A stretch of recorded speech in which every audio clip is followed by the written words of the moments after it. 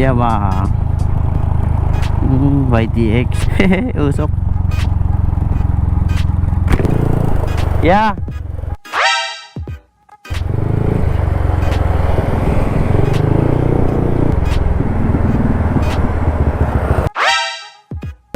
Hoy minto. Napahinto ko nga eh.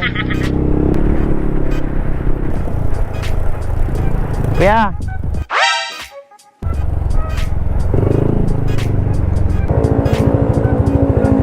Yung motor nyo, yung sa inyo, grabe usok ah.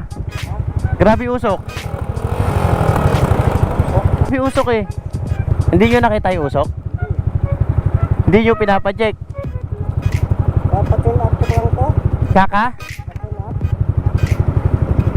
Yung isang araw. Hindi nyo napansin yung usok? Nakita eh. Ilan o doon na yan? Papatul yung tatlo nito. Ah, gilid ka konti kuya, gilid ka konti.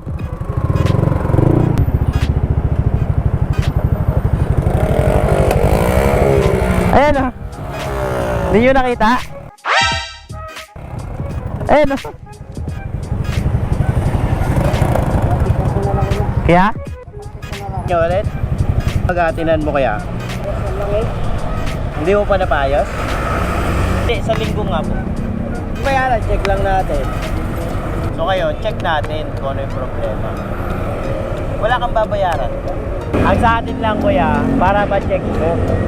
So ililibre ko naman yung check, wala kang babayaran. So check lang natin kung ano yung problema. Wala kang babayaran kuya kahit piso ha. Ite-text ko sa iyo address ha. Ayun mga par, check natin yung motor niya. Siyempre hindi lang check ang gagawin natin. Bibilan na natin siya ng cylinder black ng YTX 125 para pagdating niya doon sa shop, gagawin na natin. At kung may problema motor mo na nausok, pwede mo comment sa baba dyan. Supportahan mo si Window Shop. So yun mga par, hindi dumating si kuya. Hindi ko lang alam kung iniisip niya scam yun na makarating sa kanya yung video na to. Naka-ready na yung black. Wala rin siyang babayaran ng labor, wala rin siyang babayaran ng pyesa. Libre ko yun sa kanya kasi nga nakita ko hindi na yung safe na usok na.